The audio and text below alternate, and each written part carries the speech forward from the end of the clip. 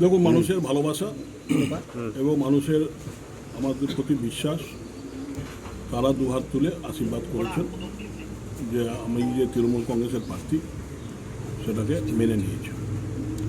কিন্তু আমরা দেখলাম পরশু বিকেল থেকে যারা শান্তির বাংলা প্রতিষ্ঠা করতে চায় বলেছিল, বাংলার মানুষ ম্যাক্সিমাম মানুষ তাদের বিশ্বাস করেছে, তাদের ভোটাধিকার দিয়েছে।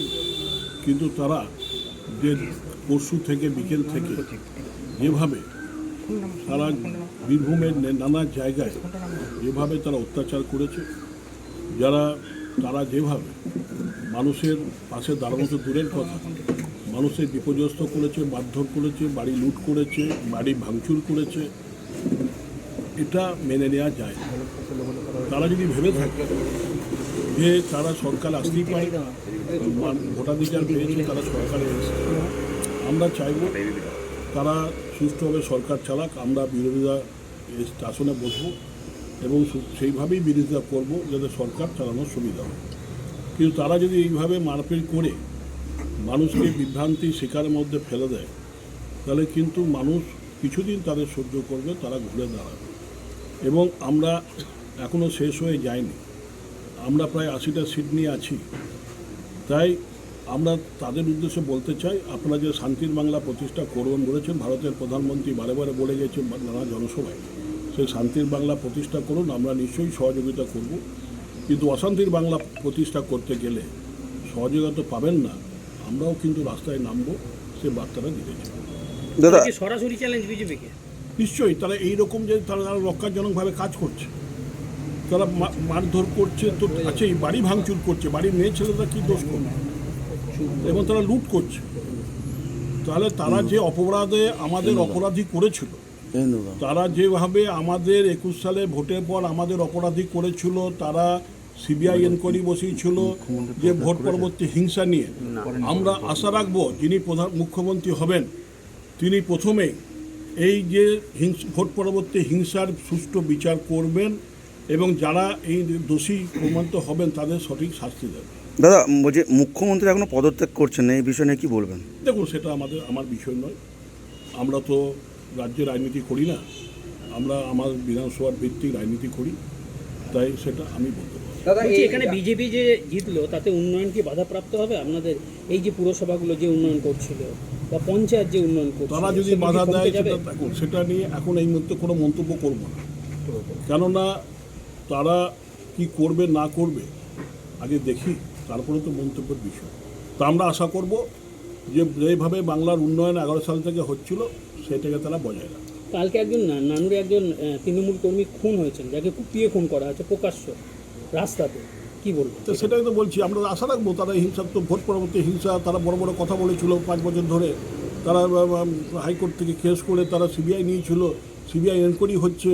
তো আমরা আশা রাখবো তাদেরও সেই এই যে মারা গেল তার আত্মার যেন শান্তি পাক এবং তার সুষ্ঠু বিচার আমরা বিজেপি পার্টির কাছে করতে চাই।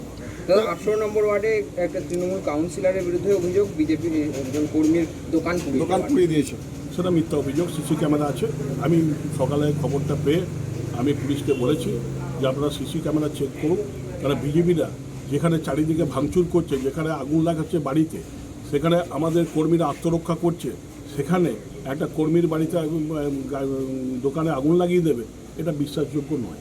তাই তারা এই কমপ্লেন করছে। আমরা বলেছি ওখানে সিসি ক্যামেরা আছে, যেহেতু পেঁয়াজ গোদামের সিসি ক্যামেরা আছে, সেই পেঁয়াজ গোদামের সিসি ক্যামেরা চেক করলেই ধরা পড়ে। এবং আমি বলতে চাই যে বোলপুর বিধানসভায় যেভাবে অত্যাচার চলছে, কিছু আইএসএফ কর্মী হঠাৎ রাতারাতি বিজেপি তাদের বানিয়ে নেওয়া হলো, বানিয়ে নিয়ে তাদের যেভাবে আমাদের কর্মীদের প্রতি আঘাত করার চেষ্টা করছে, তাই তারা যদি ভাবে যে আমরা শেষ হয়ে গেছি, আমরা শেষ হয়নি। আমার বোলপুর বিধানসভার সমস্ত কর্মীর পাশে আমরা ছিলাম, আছি, থাকব এবং এর খেলা পরবর্তীকালে আরও শুরু হবে। তাহলে বিজেপি নেতাদের কি দলের প্রতি নিয়ন্ত্রণ নেই বলেই ঘটনা ঘটছে? তাই তো মনে হচ্ছে। এখানে কে নেতা আমি তো বুঝতে পারছি না, কাকে বলবো।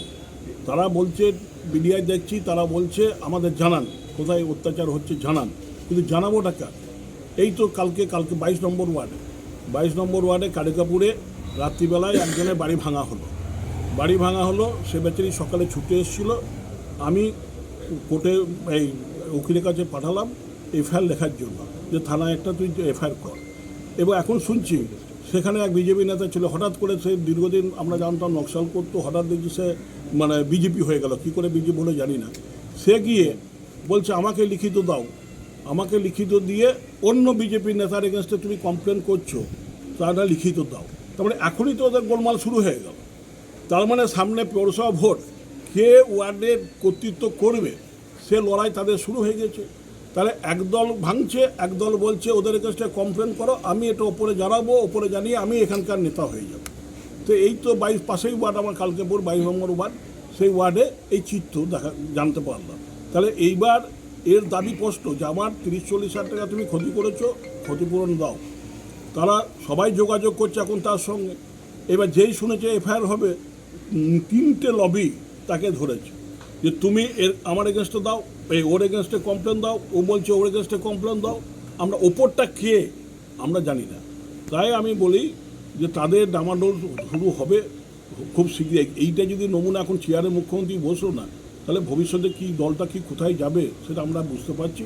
তাই আমি আমার কর্মীদের কাছে বার্তা রাখছি যে আমরা ছিলাম, আছি এবং ভবিষ্যতেও থাকবো। বলছে যে বিক্ষুব্ধ তৃণমূল আর ঘর ছাড়ারাই এসে এই ধরনের অত্যাচার করছে, বিজেপি এমনটা অভিযোগ করছে।